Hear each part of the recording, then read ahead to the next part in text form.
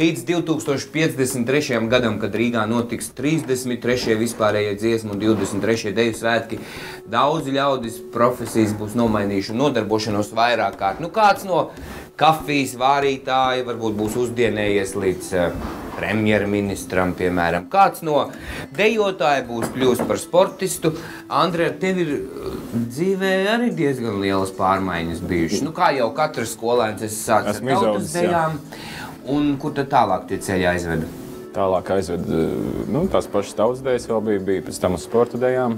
Tad bija sports kā tāds, vēl joprojām bija sporta dejas. Tad drusku balets un pat akrobātisko rokenrolu esmu dejojis. Jā. Kaut kādu laiku, gadus 3. Jā, pēc izglītības tu esi... Sporta skolotājs. Jā, tad ar sportu tu esi uz tu. Uz ļoti lielu tu. Un arī ar dejām tu esi uz tu.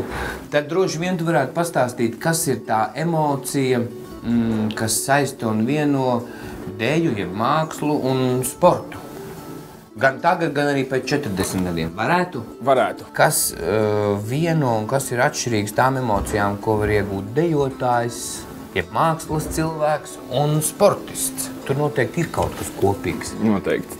Droši vien, kad pašā pamatā tās ir, nu vismaz priekš manīm, tas ir tā fiziskā slodze, tā fiziskā aktivitāte, ko gūst gan vienā, gan otrā. Es katrā ziņā, par sevi esmu pārliecināts, es esmu atkarīgs no slodzes, no fiziskās slodzes. Citreiz brīvs laiks iziet vienkārši kaut ko paskrien, aizbrauc uz deju nodarbību un izbesās kapitāli tā, kad vairs līdz bezspēkam un pārlaimīgs cilvēks vienkārši. Bet dejo tu vēl aizvien? Dejojies vēl aizvien.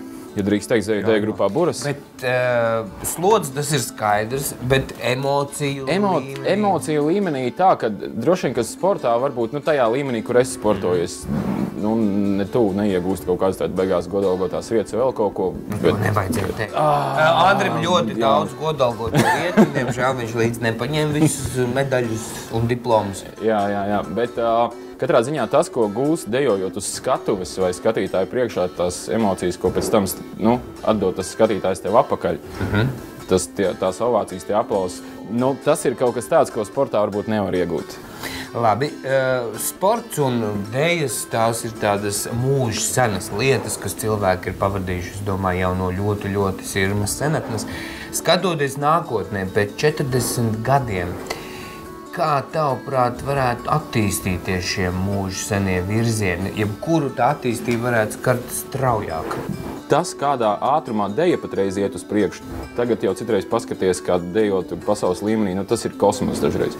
Tur jau ir tuvu tādai akrobātiskai un pārdabiskai akrobātikai jau, tur citreiz tiešām liekas nereāli pat bail iedomāties, ko pēc 40 gadiem spēs izdarīt. Bet tautiskās dejas vai arī tur šī attīstība, tavuprāt, notiek, vai tās ir tādas nemainīgas? Bet tautiskās dejas, manā uztverē, viņas ir tādas, kad tā ir kaut kāda vēsture, kur tu nevari tā baigi līst iekšā un baigi kaut ko radikāli mainīt. Ja? Tur tas savs kaut kāds gājums ir jāsaglabā. Protams, attīstās un gan horeogrāfi domā jaunas dejas, kaut kādas jaunas kustības liek iekšā un tā, bet pa lielam jau tas tautas tērps paliek tāds, baigi stipri nemainās. Tā kā, tā deja, gan jau, kad ies uz priekšu, būs kaut kas interesants, kaut kas jauns. Ja? Tagad man grūti iedomāties, kas tas varētu būt, bet es baidos, ka tāda tautas deja tā baigi radikāli nemainīsies. Es ļoti ceru, ka tāpat, kad būs, kad dziesmu svētki būs saglabājuši to savējo to pamatu, kad netiek lietots kaut kādas nenormālākās tehnoloģijas, tur kaut kādas projekcijas, vēl kaut kas, bet kad pamatā paliks tā cilvēku būtība, tas esība kopā.